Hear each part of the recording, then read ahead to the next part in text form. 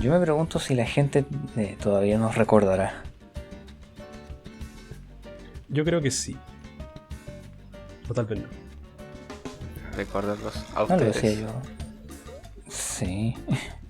El tema de las voces, yo creo que es bastante icónico estar acá, finalmente. De nuevo, yeah.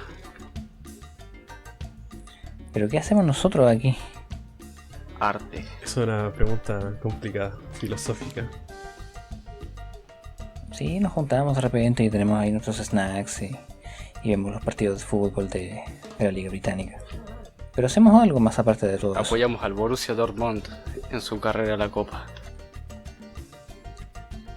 Ah, ¿no? Sí, yo voy por el Arsenal. Grande Colo Colo. Colo Colo juega en la Liga Europea. Sí, Colo Colo Algún llegó día. en barco. Sí, y ese día la U va a tener estadio. No, jamás. No. El chiste solo lo entenderán los chilenos. Claramente yo no lo entiendo. Pero bueno, terminemos esto y... Bueno, mejor dicho, empecemos esto y dejémonos de dilación. Vamos a presentarnos nosotros porque estoy seguro que si bien hay personas que no se acuerdan de nosotros, hay muchos que han llegado recientemente por otras vías y tal vez no tienen idea de quién diablos somos nosotros y por qué estamos acá. ¿Quién empieza? Yo creo que el orden sería vos, Yerko y yo. Muy bien, vamos allá. Para aquellos que no me conozcan, mi nombre es Heim y soy autor de la rama hispana de la fundación. Llevo acá bastante tiempo, tengo mucha antigüedad, estoy desde 2015 aproximadamente, o sea, he visto muchas cosas y estoy aquí conduciendo esta nueva propuesta junto con dos amigos. Pero hay alguien más que viene de donde mismo vengo yo y me gustaría darle el espacio para que se presentara. Adelante, Yerko. Hola, yo me llamo Yerko y también soy de la SCP. Gracias, Sublime, Yerko. Yerko. Grandioso. De nada. Pero tenemos a alguien más aquí entre nosotros. Yeah. Yo. Digo. ¿Quién sos? ¿Quién chuta Hola. sos? Yo soy Oni. Soy un también escritor de la rama hispana. Soy más nuevito que los chicos. Soy un bebé. Tengo apenas 2 años. Pero bueno. Creo que me hice mi lugarcito entre los panos. Sí, de todas maneras. Yo creo que a pesar de nuestras diferentes antigüedades y backgrounds hemos podido ver un slice más o menos amplio de lo que es estar aquí en la comunidad, de lo que es estar en el sitio, de lo que es escribir para él y participar de su actividad primaria, que es producir contenido. Así que yo les doy la bienvenida a ambos y les agradezco por esta instancia y poder ser parte de este nuevo proyecto, ya abanderados por el canal de Expedientes, que es nuestro querido podcast. Seguro que algunos conocerán que había un podcast de la rama hispana antes y está fosilizado por ahí, pero quizás las mentes más agudas se podrían extrañar de ¿por qué no una instancia como esta también? Y acá estamos, conformamos un grupito, nosotros tres, junto con nuestros colaboradores también de Expedientes que nos apoyan y nos dan la plataforma para poder expresarnos y poder tener este espacio para ustedes, la audiencia. Y hemos decidido finalmente bautizar a esta nueva iniciativa como El Último Bastión. Nuestro propio DM personalizado. Ya. ¿Qué designación era el último bastión? Si soy sincero, no recuerdo exactamente cuál era. Yo tampoco. Sí, ha pasado bastante Está tiempo. bien, sí, Sí. para el público que no entienda. No es la primera vez que grabamos un podcast. De hecho, este ya debe ser como el 5.º episodio que grabamos juntos, pero que no se sube por cuestiones técnicas. Sí, pero ya habíamos decidido que era hora y tenemos hartos temas interesantes de los que hablar. Así que esperamos realmente que esta iniciativa sea de su agrado y que les interese para poder seguir haciéndola y crear un aporte más o menos grande para la comunidad. Exacto. De paso, dar un espacio un poco más relajante, un poco más tranquilo para la gente que necesite trabajar, que quiera estudiar, escribir y quiera escuchar algo de fondo tal vez. Sí, lo más importante de todo es que estamos aquí para acompañar y para crear una buena instancia también de aprendizaje y contar un poco qué es lo que nosotros hacemos y cómo podemos también apoyar a las personas que ya nos acompañan, que ya están, forman parte de nuestra comunidad, de hacer las cosas bien y de poder aportar su granito de arena. ¿Qué opinas tú, Yerko?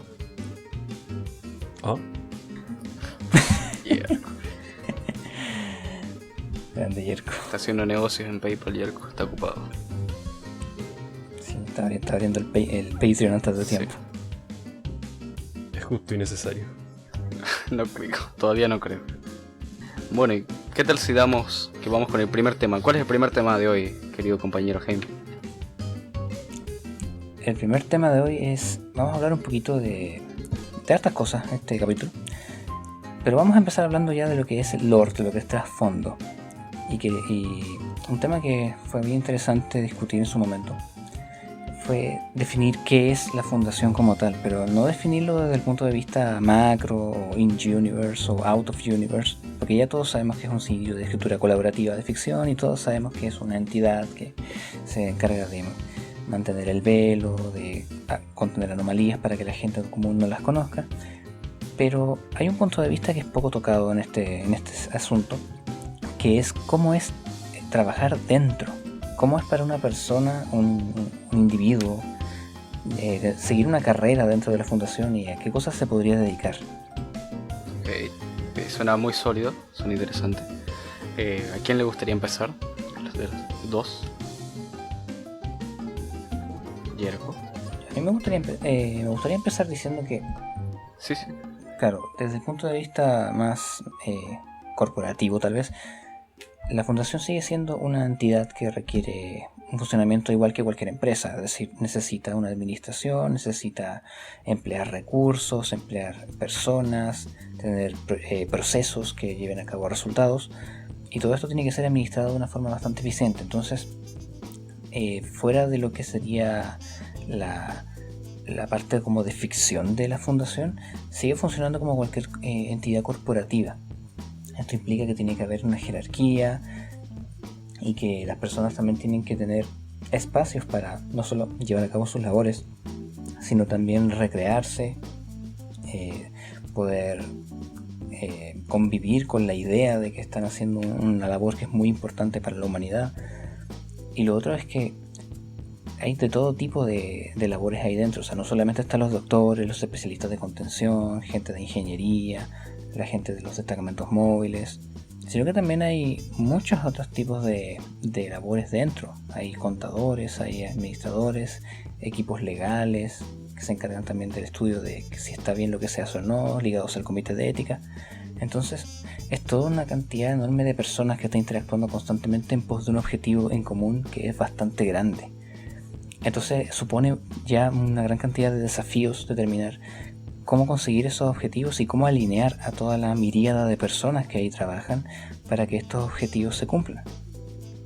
Claro, sí. A mí me gustó siempre pensar en la fundación como una institución académica, la cual reza siempre por el bien del bienestar común, ¿no? Del general.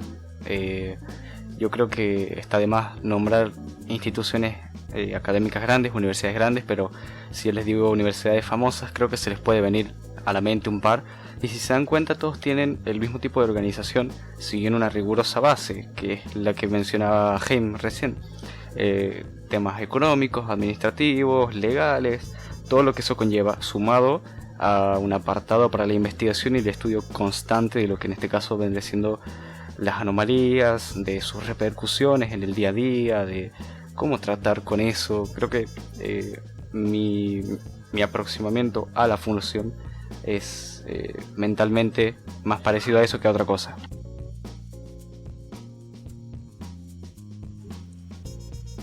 Yerko, ¿qué opinas tú? Claro, claro. A mí usualmente me gusta más pensar en la fundación como podría ser quizá los ministerios en un gobierno, con todo este tema de los departamentos, que quizá algunos sabrán que en la fundación hay bastantes departamentos, no sé, de seguridad, administración, de contención, tanto de cosas normales como de cosas más esotéricas o propias del mundo del SCP. Y me gusta pensar que va funcionando de alguna manera similar, por el sentido de ir dividiéndose así en las diferentes ramas, pero también por el sentido de que, bueno, al menos ahora mismo, y que yo esté enterado, el tema de la economía, el tema de cómo la fundación obtiene ingresos no es uno muy discutido, y por lo general se tiene como que, ¿cómo decirlo? Por sentado que la fundación recibe mucha cantidad de ingentes de dinero para poder hacer todo lo que desea hacer. ¿De dónde se obtiene? No sé, no se suele discutir ni se suele especificar, pero se podría decir que es algo parecido con los ministerios. No tienen la función de producir dinero, sino de que usar dinero y ir viendo cómo lo usan de la mejor manera posible, o eso se supone. Es que a nadie le gusta hablar del sucio dinero. El dinero. Yo creo que viéndolo un poco desde afuera, creo que la fundación sería una mezcla de todo esto que mencionamos recién. Sí, de hecho, yo imaginaba la fundación como una suerte de país en sí mismo, pero a diferencia de un país tradicional con sus territorios y todo eso, es simplemente un conjunto de personas que comparten una nacionalidad, entre comillas, porque recordemos también que la fundación está fuera de la jurisdicción real, en términos de que está tras el velo, es decir, esta suerte como de cortina metafórica que cubre el mundo y que nos aísla de lo que hay allá afuera en referente a lo anómalo, necesita también una jurisdicción en sí misma, y esto es lo que se encarga la fundación y las demás organizaciones que también subyacen junto a ella. Lo otro que pensaba también es que tanto las personas que trabajan en la fundación tienen que lidiar con cosas que una persona normal no lidiaría, y eso también implica que para llevar a cabo la labor de forma óptima y poder utilizar muy bien a las personas que ahí trabajan, tienen que haber instancias de recreación y de estabilidad psicológica que no siempre se encuentran como en sus contrapartes del mundo real.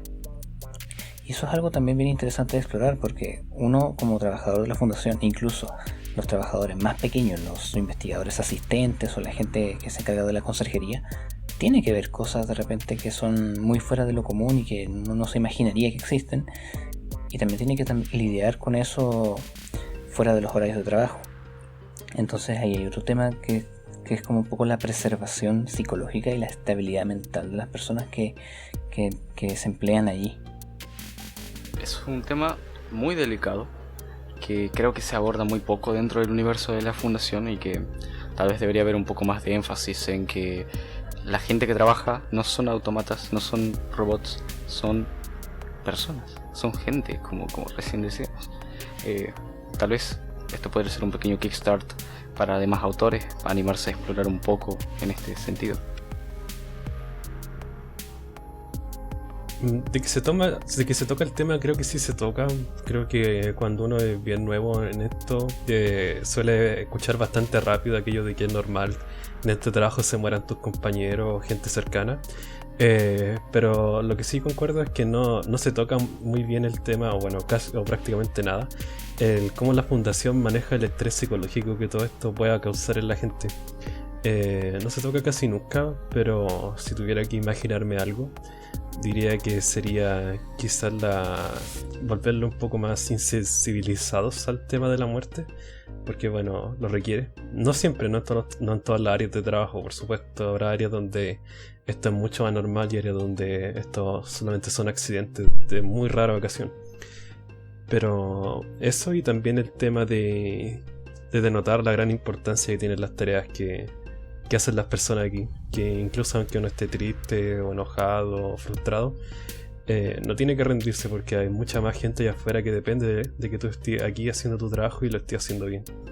Yo creo que no se trata solamente de insensibilizarse a la muerte, sino a muchas otras cosas que también afectan, como la presión en el trabajo, los horarios. Hay muchas cuestiones técnicas que también afectan a la persona como tal, ¿no? Y el tema este de la muerte, y eso sí, es cierto que es algo muy fuerte, pero creo que es de los menores problemas que puede llegar a tener a nivel psicológico una persona que trabaje dentro de la fundación.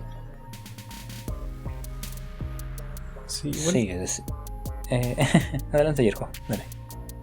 Bueno.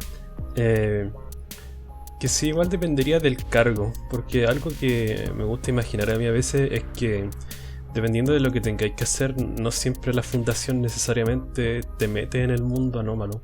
Por ejemplo, no sé, quizá hay conserjes que ya sí sea 100% necesario que tengan que ver cosas anómalas, pero quizá, no sé, hay otras ocasiones donde no es tan necesario. Por ejemplo, no sé, algún monstruo de pus o algo por el estilo que sea gigante, y bueno, el DM va, lo mata y quita lo anómalo, pero luego ya el resto, los desperdicios que ya son mundanos, se lo dejan a conserjes normales que nunca les va a ser necesario conocer nada de este mundo.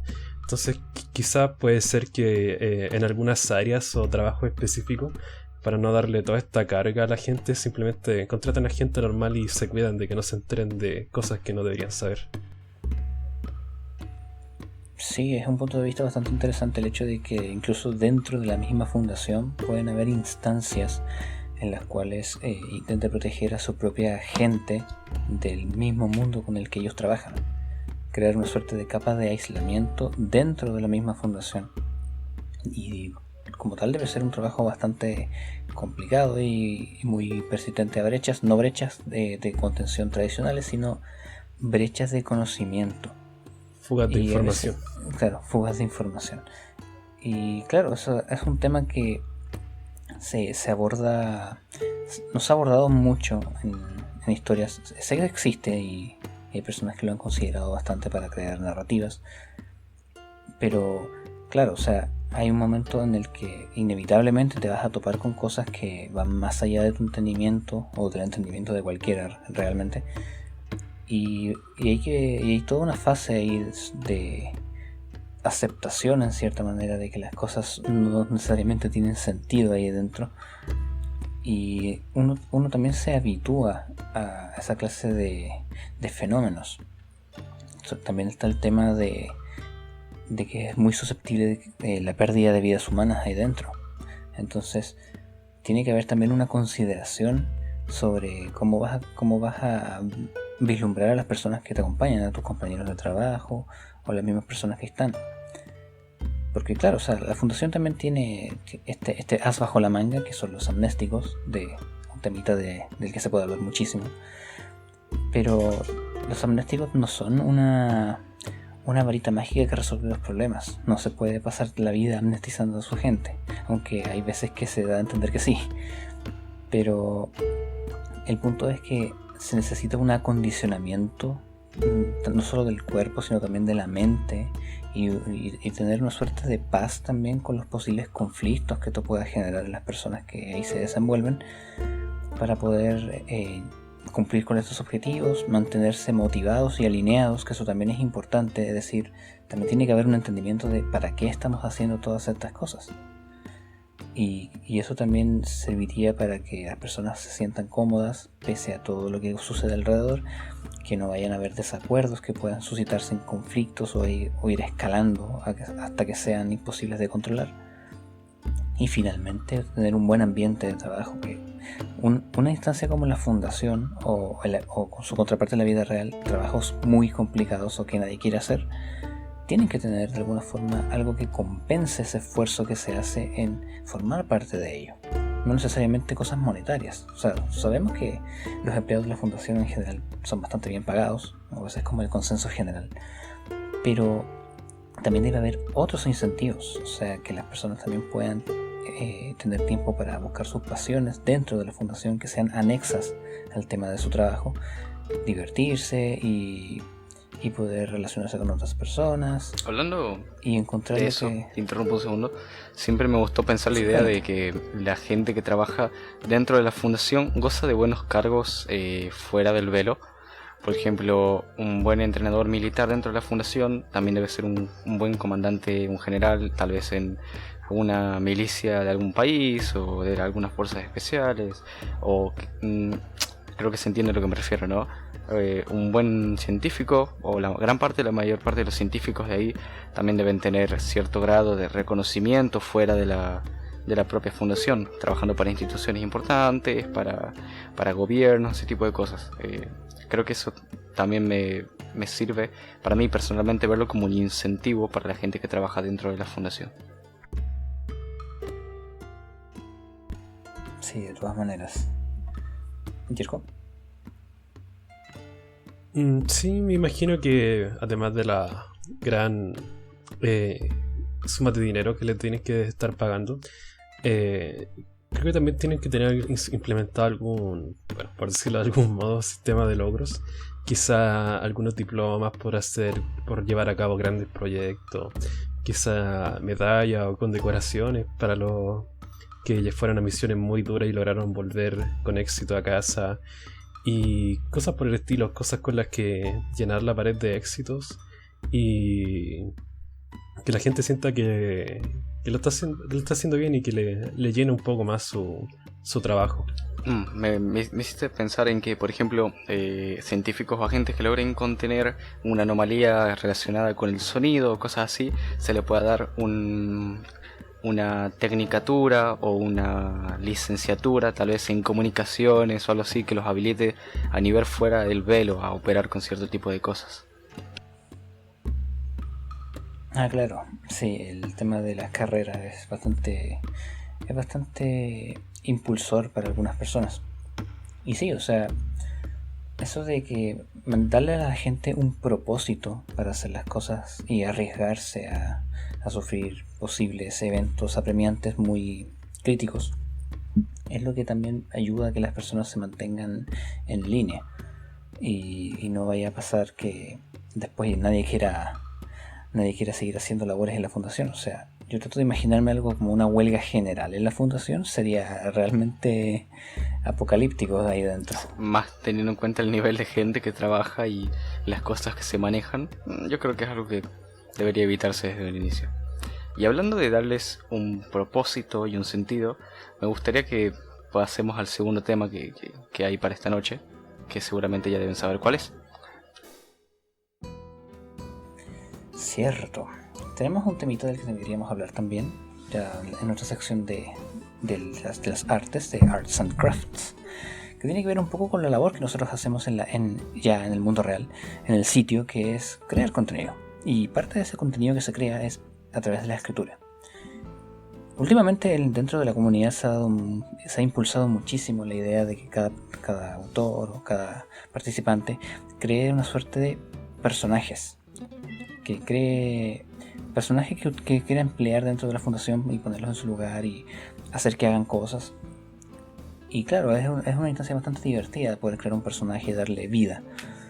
Pero ¿cómo realmente se pueden crear personajes que sean interesantes, que sean llamativos y que la gente los vea, los reconozca y también quiera expandir el lore que ellos tienen detrás? Claro. Por ejemplo, tú, Yerko, tú tienes varios personajes a tu haber. ¿Cómo ha sido para ti? Sí, un par. Bueno, diría que como en cualquier cosa hay un par de cosas que uno piensa más y otras cosas que uno piensa menos. Por ejemplo, o bueno, cosas que uno realmente nunca pensó que iban a ser para tanto, pero terminaron siendo así, e incluso viceversa, cosas que uno quería hacer muy grandes, pero terminaron siendo bien pequeñas. En mi caso, lo que más intento hacer con los personajes es que tengan algún distintivo especial, único, original.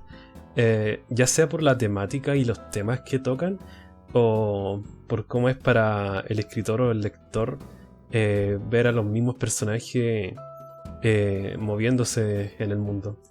Por ejemplo, no sé, con Anthony, por ejemplo, le hice esta especie de formato en donde sus apariciones son a través de un libro antiguo que encontraron sobre él. Entonces, cada vez que se le quiere tomar una especie de mención, hay que idearse alguna anomalía, como fue en el pasado y todo este tipo de temas. Y con Carravitz ya sería bueno, las temáticas eróticas que no se tocan demasiado. Sí, es decir, bueno, ahí tenemos varios ejemplos que son más o menos conocidos igual dentro de la comunidad, que es el tema de cómo insertas un personaje en un entorno. Porque los personajes no existen aislados, comparten experiencias con su ambiente, con sus situaciones y con otros personajes también.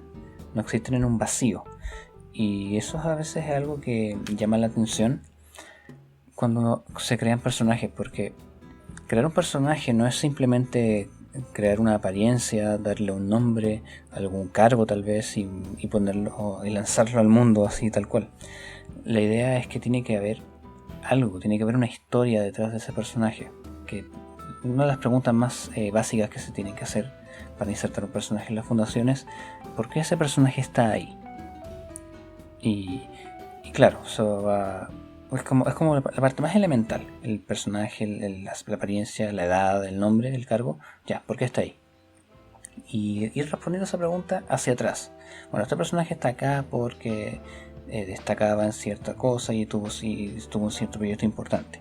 Y después porque estuvo en ese proyecto importante y ahí vamos hacia atrás.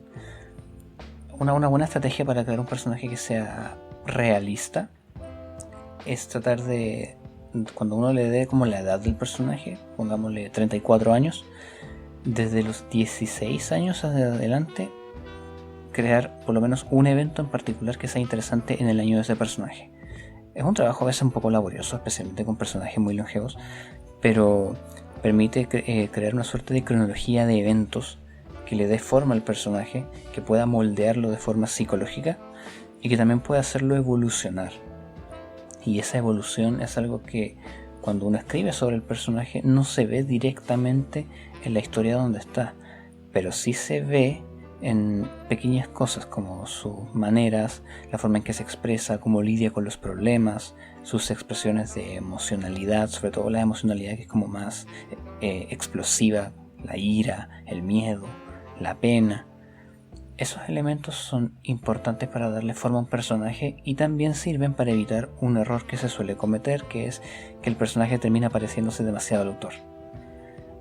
Entonces, a veces es algo que puede ser muy difícil, pero haciendo este ejercicio uno puede lograr un personaje un poquito más diferenciado.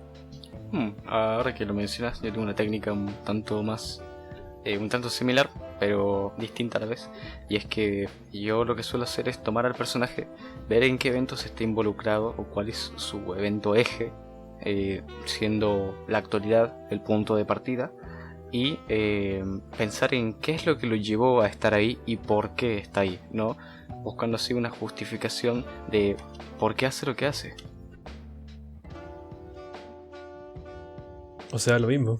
Sí, pero la diferencia es que Heim mencionó que tal vez en un punto desde 16 años, en un poco más adelante, ir buscando ya una justificación para lo que sucede después.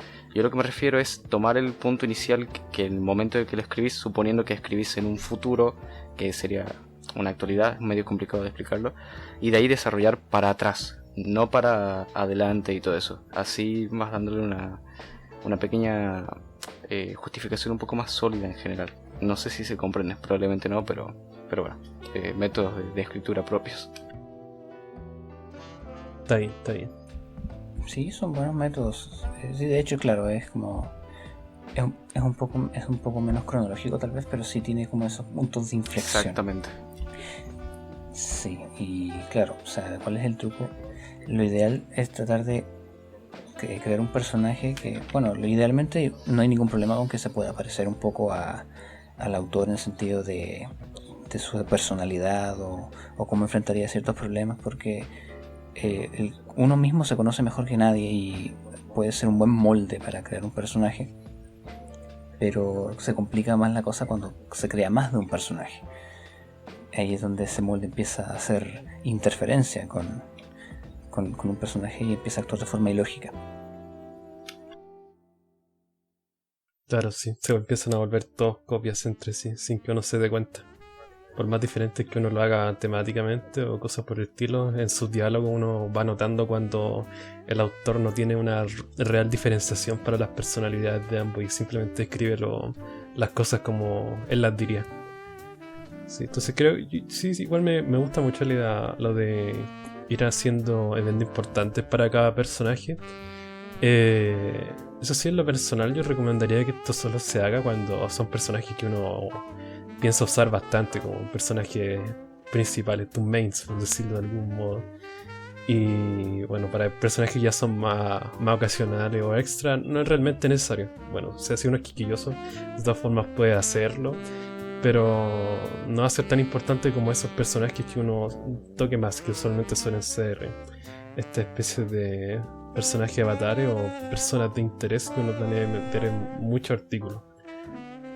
Sí, también veo que está un poco más orientado, que tal vez afecta un poco más a los escritores un tanto más novatos, porque generalmente la gente que tiene un poco más de experiencia con esto no suele tener este tipo de problemas, porque ya es como que ya se conocen su forma de escrituras, cómo lidian con una narrativa y cómo tratan, ¿no?, al personaje de origen. Depende. Uh-huh. Es que depende porque... disculpa, gente. Sí, yo iba a decir algo muy similar. Depende igual, pero está el tema también de que el moldear un personaje también es un proceso iterativo. Claro, el problema que a veces tienen las personas más noveles es que se enfocan demasiado en crear un personaje que sea como cool, que sea en el sentido de que sea llamativo y que la gente quiera escribir de él o quiera proyectarse en él. Pero a veces crear un personaje que sea muy llamativo tiene ahí tres diferentes pitfalls, por decirlo de un modo. Que uno de ellos es que el personaje sea demasiado bueno, o sea, se acerque más al lado Mary Sue o Gary Stu, ese personaje perfecto que todo le sale bien y que todo el mundo lo ama. Puede ser también que vaya por un lado por el personaje que sea demasiado ilógico, que no tenga como una cabida exacta dentro del universo que se intenta insertar, que es un universo que está lleno de peligros y que está muy lejos de la perfección. Y lo tercero es que es un personaje que trata de ser tan diferente a lo que ya hay, que termina careciendo de una identidad propia. O sea, su identidad pasa a ser qué tan distante es de otros personajes. Y eso a veces es un poco difícil, puede ser bastante complicado el hecho de crear un personaje que sea diferente a lo que ya existe y que tenga alguna suerte de identidad propia. Pero justamente para eso son los procesos evolutivos, de imaginarse un personaje desde antes de que uno lo use y ver qué cosas han pasado en su vida para que vaya evolucionando y que tenga un poco más de lógica también. Claro, igual uno tampoco nunca puede ser 100% original. Usualmente el truco está en tomar algo que ya se hace, pero darle tu propio giro, tu propia forma de hacer las cosas y darle algo nuevo que convierta eso que quizás ya se ha visto un poco en algo totalmente original. Por ejemplo, el tema de Pangloss aquí, que es un PDI, que básicamente tiene unas notas donde escribe una frase al final de algún artículo. Y esa sería como su forma de interaccionar. Por ejemplo, es muy corta, es muy breve, pero a veces queda muy bien y otras veces más o menos. Y por ejemplo, ¿quién es? Ya no me acuerdo cómo se llama el personaje, pero recuerdo que era del autor Jakubowski, que usualmente tiene que ver con fantasmas, y lo que él hace, en vez de dejarte una pequeña nota, te deja como que una página, como una nota más larga, y se explaya sobre sus sentimientos y cosas por el estilo, que si uno resume, las dos son básicamente lo mismo, dejar una nota, pero cada uno lo hace a su propio modo, y eso es lo que lo vuelve original. Obviamente no es 100% original, pero ya es más especial que simplemente hacer lo mismo con otras palabras. Igual yo creo que debería hacerse un poquito de énfasis en que realmente a veces no está mal recaer en algo que ya pasó o que ya se hizo, porque, como decían recién, es muy complicado no hacer algo que ya se haya... hacer algo completamente nuevo, completamente original. Por lo tanto, debería tenerse tal vez un poco más en cuenta el hecho de que no está en el... ¿cómo se llama? No está completamente ligado tu personaje a todo lo que hace, ¿no? Yo creo que debería enfocarse tal vez en algunos puntos más clave para su desarrollo y todas esas cosas, porque hacer algo completamente original, completamente desde cero, en un universo tan vasto, con tanta gente como es la Fundación SCP, es muy complicado, si no es que imposible. Por lo tanto, habría que tal vez enfocarse un poco más en ciertos aspectos del personaje, más que en preocuparse si a grandes rasgos es parecido a tal o es parecido a este otro, o tal personaje ya lo hizo, o tal autor ya lo hizo. Sí, la verdad es que en el 2016, cuando estaba pensando la idea de crear un personaje más o menos recurrente, justamente tuve ese problema de decir, ya, quiero hacer algo que sea distinto, que tenga como una suerte de estética propia, algo que tenga una forma que no se haya visto antes. Y estuve un buen tiempo pensando en qué diablos hacer. Ahí me habré creado por lo menos sus 8 o 9 personajes, que obviamente con el tiempo fueron descartados porque habían algunos elementos que no me convencían. Y después de tanto deliberar, di con una idea que era algo que no había visto casi nunca para ese entonces, que era crear un personaje que fuera traumaturgo, que es el Richard Dunwich. Y claro, no solamente me enfoqué en lo que él sabía hacer, a lo que él se dedicaba, también me fijé mucho en su estética, en cómo se veía, su apariencia, que también estaba muy de moda el clásico doctor con la bata blanca, y quería distanciarme un poquito de eso también. Así que le di una apariencia un poco más mundana, pero que fuese icónica, porque yo tomé mucho en consideración ese meme que había visto una vez, que eran unas piezas de Lego que estaban apiladas con colores, y eso solamente por los colores podías saber automáticamente de qué personajes se estaban refiriendo.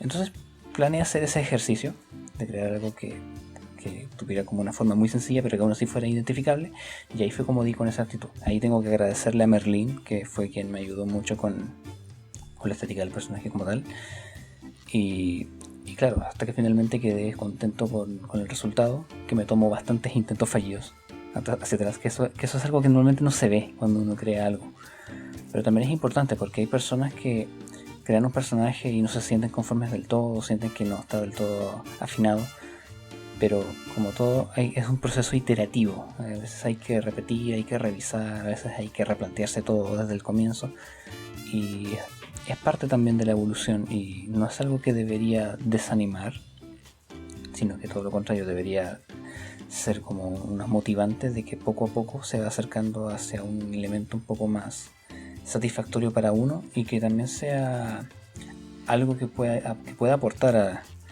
al mundo que intentamos crear. Claro, que sea divertido también, porque bueno, al menos para mí es divertido. Sí, es divertido. No puedo negar que sí es divertido a veces sentarte con tu propia imaginación y empezar a pensar en qué te gustaría en un personaje, qué es lo que te gustaría ver, que se puede reflejar de la vida real y que puede ser completamente ficticio sin romper una estructura general. Como jugar a los Sims. Exactamente, pero con escritura. Yes. Menos limitado. Sí, bueno, esa es la ventaja que tiene la escritura, que uno se puede desplayar por todo lo que uno quiera. Lo bueno es que, por ejemplo, si miramos a los personajes que ya están, entre comillas, consolidados o tienen cierto reconocimiento dentro de nuestra rama, hay hartas cosas bien interesantes. Por ejemplo, el mismo personaje de Anthony, el de Yerko, tiene su propia estética y tiene su propio estilo. O sea, es una persona que es un old chap, que es muy antigua, que es una persona bien apasionada por lo que hace, que tiene ese espíritu de descubrir, y es alguien muy apegado a lo que considera cercano. Es una persona que si bien no es algo que se explicita en los relatos donde aparece, sí se nota que es una persona a la que le cuesta tener lazos cercanos, pero que cuando los tiene los valora mucho. Y esos son elementos que que se perciben de forma indirecta cada vez que uno crea un personaje. También pasa, por ejemplo, siguiendo con la tónica, el personaje de Stefano González, el personaje de Oni. También tiene una estética particular, pese a que, si bien no es tan inusual en el sentido de que no es tan único el cómo se ve, pero sí es reconocible, y también hay elementos dentro de su psique, de su psicología y de sus emocionalidades que tienen cierta notoriedad, y que se nota que hay un trabajo detrás. El tema también de que es una persona que puede ser algo distante, pero que cuando encuentra el momento donde puede sentirse cómodo, puede explayarse y puede sentirse en confianza. Es algo que también se puede ver en la dinámica que tiene con algunos personajes. O sea, tiene ciertos niveles de cercanía con unos que con otros. Y eso también expresa de que ciertos personajes tienen una interacción un poco más cercana, no tanto ya a nivel laboral, por así decirlo, sino que a un nivel un poco más personal. Sí, lo cual le da un apartado más de realismo y dinamismo a las relaciones entre personajes, ¿no?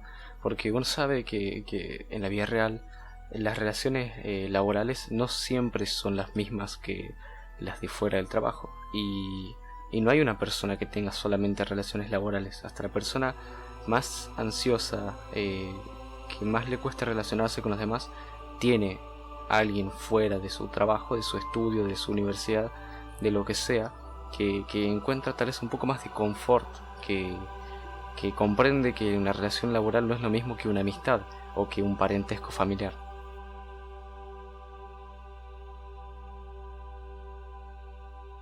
Sí, el tema de las interacciones entre los personajes. Cuando uno crea un personaje, sobre todo cuando uno le asigna un área de trabajo o algún cargo que quiera tener, implica que va a tener que interactuar con otros personajes, y eso también empuja a cómo se van a llevar a cabo sus diálogos y cómo va a ser su expresión, sus maneras, si tiene alguna frase que siempre dice. Entonces es algo que también es bueno comunicarse con otras personas cuando uno crea un personaje. Por ejemplo, me gustaría crear un personaje para esta división, o que sea, por ejemplo, un xenobiólogo o alguien que se especialice en el estudio del sonido, y ver otros personajes que puedan estar relacionados con eso, y es pensar, ¿cómo podría ser una relación con este personaje? ¿Qué cosas podrían ver? ¿Qué cosas podrían conocer ambos? ¿O qué cosas podrían tener en común que les pueda hacer acercarse de ciertas maneras o empatizar con ciertas cosas? Y a veces puede ser un trabajo algo laborioso, pero eso es lo bueno que tiene la comunidad, que constantemente está tirando ideas nuevas sobre cómo interactuar los personajes, y eso es algo que es bueno potenciarlo. Sí, de hecho está muy interesante que ese tipo de cosas, a veces la dinámica entre personajes es tan fuerte, es tan buena, la química entre comillas, que muchas veces esas cosas se arman solas. Es impresionante ver cómo un personaje se construye solo con el tiempo. Es fantástico. Sí, y eso es lo otro que tiene el tema de que sea una página colaborativa. No solamente uno puede estar mirando el cómo desarrollar tu personaje, sino que otras personas más también. Y esto ya no está tan relacionado al tema de creación de personajes, pero igual me gustaría decirlo, que no solamente velen por los que son sus propios personajes, sino que también por los que son del resto. No solamente porque es muy bonito ver personajes de uno en un escrito de alguien más, sino que también porque ayuda mucho a en ocasiones añadirle algo nuevo, ya sea alguna historia que lo pueda cambiar un poco o no, o alguna nueva perspectiva sobre algo suyo que no se haya visto antes, lo cual finalmente termina ayudando a poder hacer crecer el personaje, a hacerlo más interesante incluso. Yeah. Sí, es algo que es bien llenador en cierta manera. Da mucha alegría cuando alguien considera que un personaje que haya creado uno es lo suficientemente llamativo e interesante para querer incluirlo en algo en particular que quiera hacer. Y a veces pasa que llegan autores y tienen pensamientos sobre tu personaje que ni uno mismo hubiera imaginado, y es una buena forma también de construir.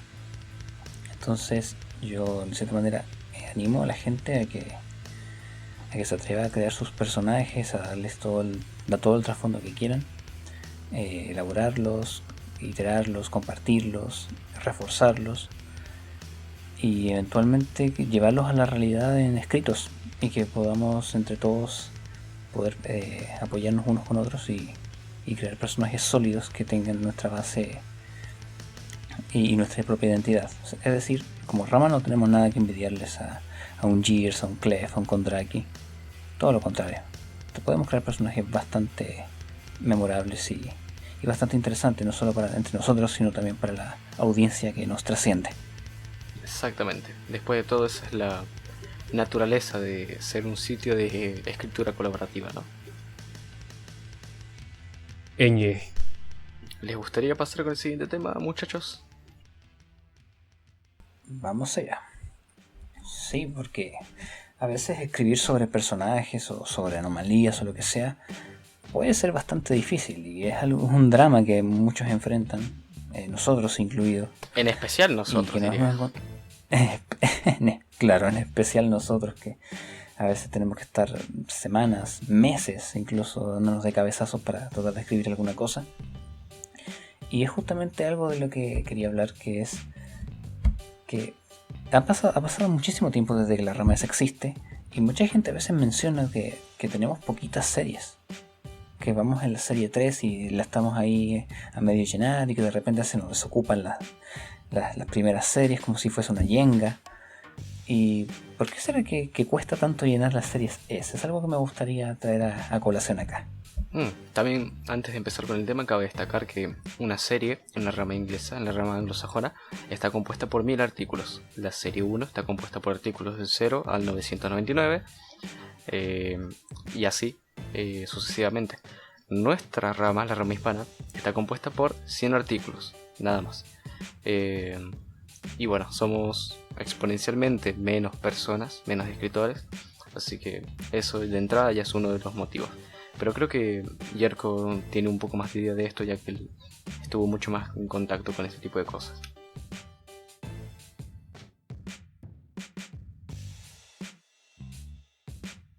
¿Yerko? ¿Yerko? ¿Estás ahí? Aló. Se me trabó el mute, perdón. Está bien. Ya. Adelante. Sí, sobre por qué se rellenan tan lento. Diría que hay un par de razones que creo que son las principales, y una ya medio la dijeron, que era el tema de que, bueno, escribir no siempre es tan fácil, y más nuestra rama, que si bien no tenemos estándares excesivamente altos, sí se pide que al menos un trabajo sea más o menos decente, más allá de que esté bien escrito, que eso es como lo obvio, sino que también que, no sé, que sea una historia disfrutable o que sea divertido, no sé, lo que sea, pero tiene que tener un cierto nivel. No es tan alto, pero tiene que tener un cierto nivel, si no es muy rápidamente desechado, y no es que el staff o la administración haga esto, no, sino que la wiki, como algunos podrán saber, tenemos este sistema de votos donde los miembros pueden votar positivo o negativo, y si algo ya cae en el, no sé cómo decirlo en español, pero era el threshold de negativos, que sería, claro, en el umbral de eliminación, quiero decir, que sería -3, entonces ya, y se queda así por 24 horas, entonces ya es eliminado. Entonces no es algo que haga el propio staff, sino algo que hace la propia comunidad. Quizás para algunos -3 sea muy poco, pero la verdad es que no hay tantos usuarios votando. Quizás sí hay muchos leyendo, pero muy poco votando, a pesar de que sean miembros. Entonces realmente no siempre es muy fácil llegar a eso. De hecho, hay incluso artículos que no se consideran buenos, pero llevan años y años y años, no sé, en unos votos, 2 votos, y no bajan y no bajan. Pero bueno, ese es otro tema. Entonces, sí, en parte sería por eso, y porque también yo siento que hay partes de la comunidad que tienen muchas expectativas sobre lo que uno puede hacer. No solamente usuarios viejos que a uno ya le puedan gustar y se emocione por lo nuevo que pueden traer a la wiki, sino que también para los usuarios nuevos. Quizás a los usuarios nuevos se les mide de una forma un poquito más suave, y debe ser así, son nuevos, están aprendiendo, etcétera. nada aquí experto tampoco. Pero a veces igual siento que uno es un poco más duro de lo que debería. Y a veces también todo lo contrario, que hace uno más suave de lo que debería. Entonces, sí, ese sería uno de los temas, de que no es tan fácil escribir. O sea, y mantenerlo vivo ahí. Y lo otro que siento que también influye mucho es el tema de que, bueno, nosotros tenemos una especie de... Bueno, ya tenemos una historia atrás con la serie. Ya vamos a la tercera, pero atrás la Wiki ha tenido sus otras series que, bueno, si bien llevan mucho tiempo existiendo como Wiki, ya casi 9 años. En esos 9 años ha pasado mucho tiempo y, bueno, digamos que cuando escribes algo, ya luego de un tiempo ya no te gusta tanto como antes, o no sientes que sea tan bueno en comparación a lo que hay ahora. Y parte de eso es lo que sucede con la serie más vieja, la serie es 1. Y diría que incluso puede suceder también en la serie de N. Y el tema de que no se ve tan bien el artículo viejo como se veían en su momento. Entonces, por todo este tema de como mismo la comunidad va rigiendo sus estándares de calidad, te empieza a darle negativo a este artículo hasta que finalmente caen y mueren. Entonces ya queda una nueva ranura disponible y así vamos, como decía Heimdall, como un Jenga, sacando, metiendo. Sí, ese es un tema bien interesante porque la suerte de como evolución que hemos tenido nosotros como rama desde que nos conformamos allá por el 2014 hasta el día de hoy es el hecho de que esa evolución de la calidad del contenido, o mejor dicho, de la exigencia de la calidad del contenido como comunidad, ha ido evolucionando mucho más rápido de lo que ocurrió en EN. En EN igual pasa, o sea, igual hemos visto artículos viejos que caen en negativos y que a veces los reescriben o sencillamente son reemplazados por otros más ad hoc a los estándares de la época. Pero es algo que en nosotros ha pasado muy rápidamente. Desde el salto que tuvimos desde 2017 a entradas de 2019 fue bastante grande. Y después tuvimos otro salto más grande todavía entre 2019 y 2020. Ahí hubo un salto de calidad bastante grande. Llegaron muchos autores debutantes que crearon cosas bien interesantes desde el principio. Algunos autores ya establecidos que también mostraron una clara evolución en sus historias. Entonces es algo que llama la atención un poco, quizás para el análisis más social, tal vez más antropológico de la naturaleza de nuestra comunidad, que el cambio que le tomó a la rama inglesa 8 años, a nosotros nos tomó 3 años y luego posteriormente solo 1 año y medio. Por lo que también eso implica que nuestra comunidad está evolucionando a una tasa mucho más rápida de lo que está evolucionando la rama madre. Y es algo que igual se nota, es decir, cuando hemos analizado artículos que son más o menos conocidos dentro de la rama inglesa, hemos tenido ese detalle de que no nos han parecido tan buenos como han tenido la recepción allá. Veas el caso de los 6000, por ejemplo. Entonces eso es algo que llama mucho la atención y que puede ser un poco abrumante para las personas, especialmente los escritores noveles o debutantes que quieran crear historias por su cuenta. Pero es parte de la evolución de nuestra rama como tal, y eso nos permite también generar un estándar de calidad que sea alto, pero que no sea inalcanzable, que no lo es.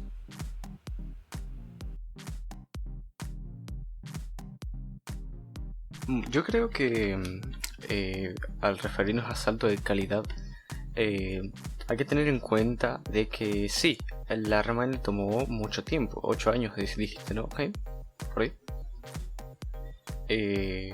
La diferencia es que nosotros como rama hispana ya tenemos más o menos un lugar de dónde guiarnos para hacer esa evolución, ese salto de calidad, porque ya vimos lo que le pasó a él y ya vimos cuáles son los errores que tal vez no hay que repetirse como comunidad y como escritores. Claro, eso es lo otro también. Nosotros tenemos a quien mirar quién... bueno, de que existieran las otras ramas desde hace tiempo existen, pero él no las ve prácticamente nada.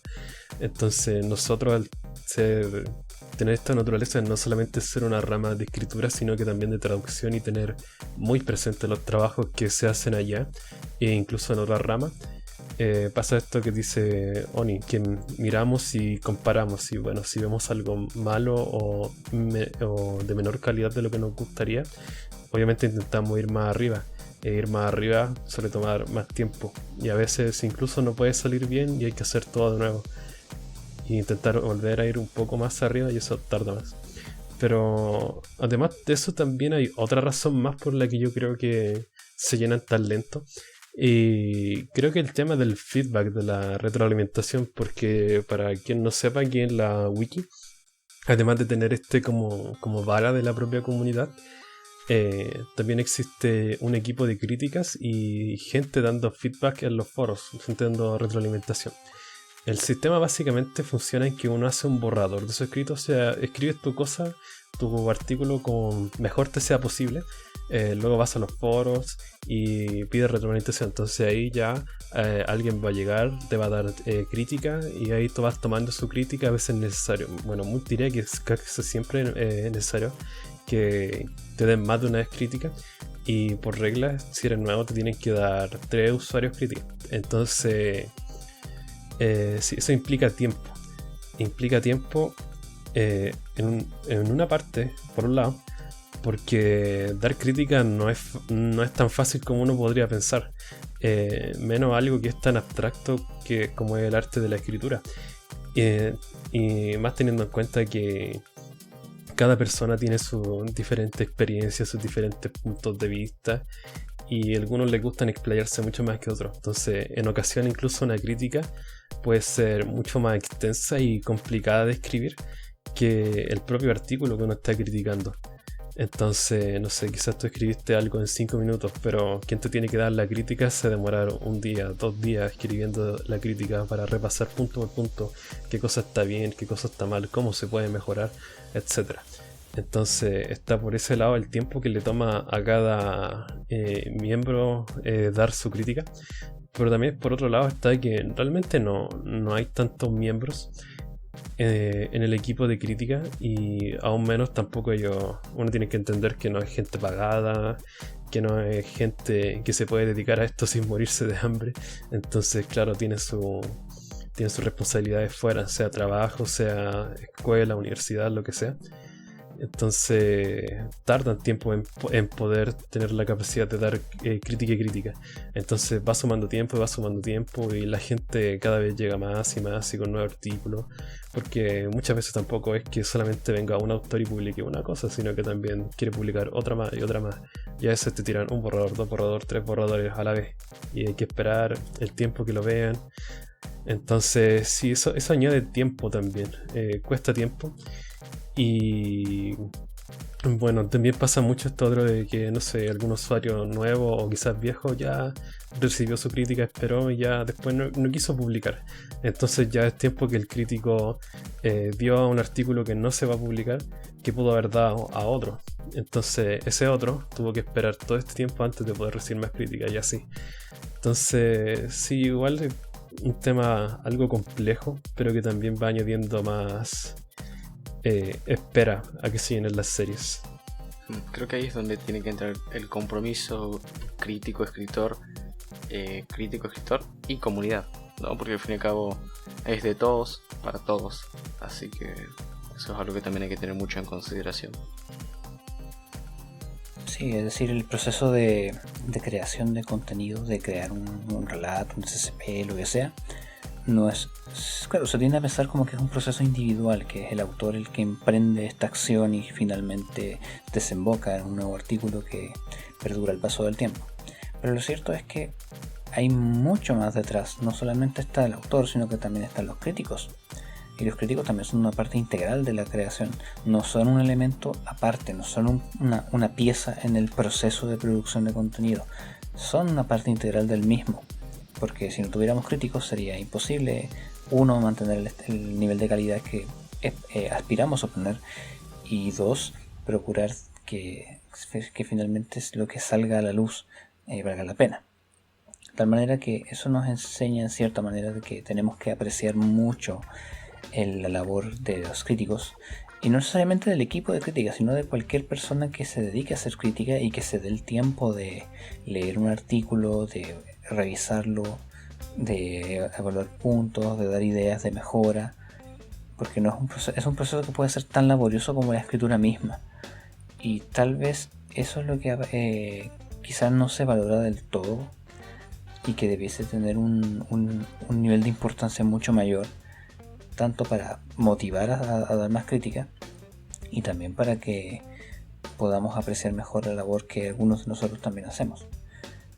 Dar crítica es muy agotador y ver un artículo que no aprovecha esta crítica puede ser bastante desalentador, no solo a nivel de crítico sino a nivel de comunidad.